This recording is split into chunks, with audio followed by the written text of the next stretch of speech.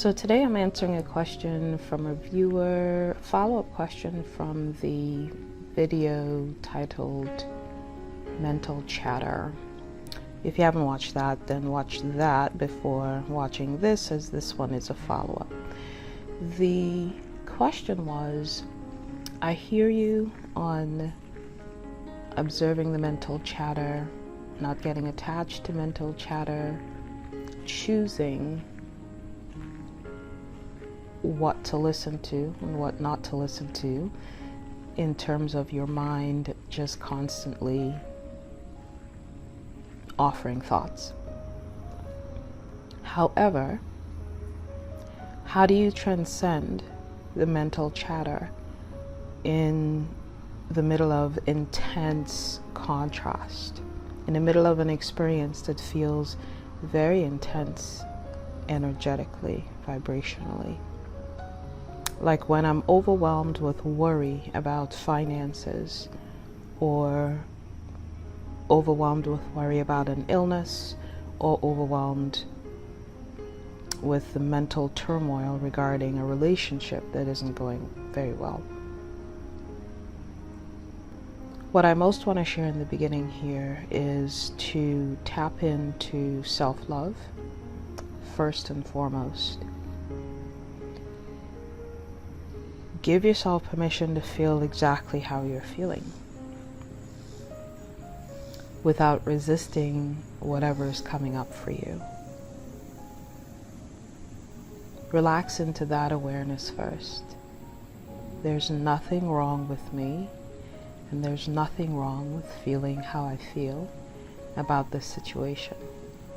And there's nothing wrong with the overwhelming amount of thoughts that are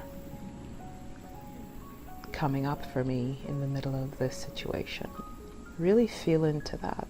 Feel into the self-love. A lot of what we feel is self-judgment, especially on our spiritual journey. We think we shouldn't be where we are, or perhaps we have the misperception that we're too spiritual to be having this or that experience. Let all of that go and move into self-love first and foremost. Before you attempt to address anything, move into self-love.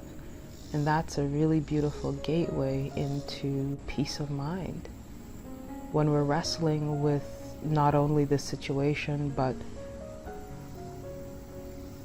the self-judgment around why we are where we are, it compounds the mental misery and the emotional misery that we're tapping into, that we're feeling. So take a deep breath and move into self-love, and remind yourself that it's perfectly okay to be where you are right now, in terms of your emotions, your thoughts,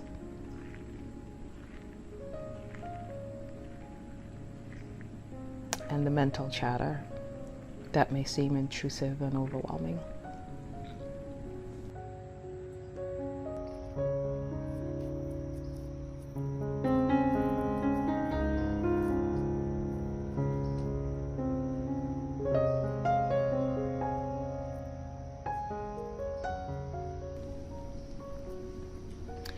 And what I'll offer next is just a few things to consider in the midst of situations like that. I've been there myself, so I know how overwhelming it can seem. You know, somebody putting up a video saying, oh, just observe your thoughts, and you're like, this is so intense that I can't even go there, you know, and I know what that feels like. So first, self-love, self-acceptance. Be okay with whatever is in front of you and how you feel about what's in front of you. And now I'll offer just a few other things to consider. This is by no means a prescription, just some things that have been helpful to me that I'm passing along. Human beings are very complex in their journey through emotions, and there's never any one path to transcending anything. So just please see this as a path, not the path. I'm really just sharing a few things that immediately came to mind when I read this viewer's question, which was sent through my website. Sometimes it's helpful to understand why the contrast itself is feeling as intense as it is. One of the things that happens is the perception of being threatened in some way. We perceive our happiness or our well-being, our financial situation or physical situation or relational situation to be threatened in some way. When that arises, it's important to remember there is always far more at play than our current perception, so much more that is possible beyond the one possibility that keeps our mind replaying this threatening situation over and over. And if only we can give ourselves permission and the space to contemplate the vast potential of this universe and the vast potential of who we are, we then also give ourselves permission and the space to step into those possibilities. Sometimes life is offering us the opportunity through this contrast to reevaluate all that we think we really need in order to be okay in this life. Sometimes it's an opportunity for releasing attachment as well.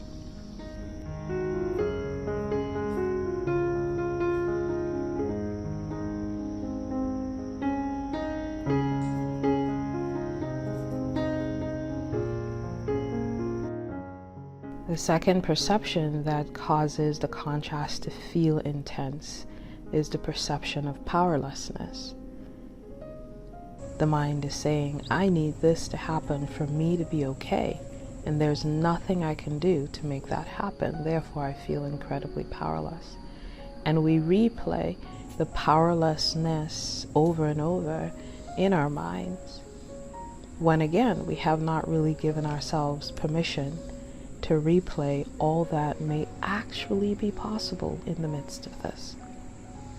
We're just choosing a type of thought to replay, and we can also choose a different type of thought, the thoughts of possibility and what's actually possible to replay. The situation does not actually erase my innate power as an aspect of source. And if it does not erase my innate power as an aspect of source, then how can I tap into that very power? And not necessarily to change what is happening, but more importantly, to access the mental and emotional freedom. And when I feel my innate peace and freedom from that place of serenity, I can now access the wisdom needed for this situation.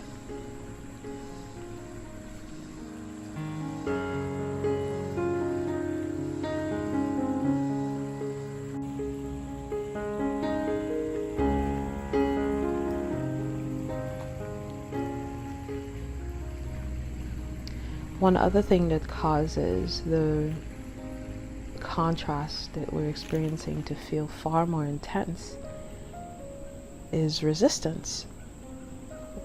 I want life to be in a way that it is not at the moment.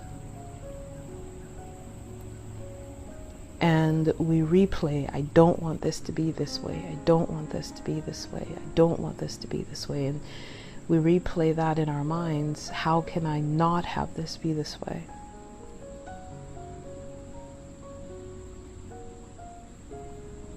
Which puts us in a tremendous amount of resistance to the current reality at play, emotionally and mentally.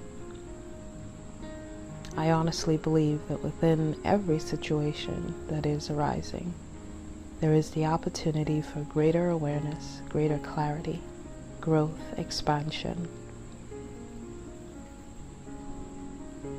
And so I can sort of mine it for, what is this here to teach me? What can I learn from this? How can I expand my awareness in the midst of this? What attachments am I being invited to release? What misperceptions am I being invited to release? What is here for me in this? Even if my first response was very reactionary, I still have the ability to see what else is possible, to regain my footing, to reassess, to see things the way my higher self sees it.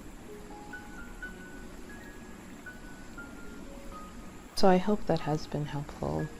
And if I remember to, I will also include either on screen or in the description box below the links to a few conversations with spirit events that have been incredibly powerful in my own life with regard to this topic.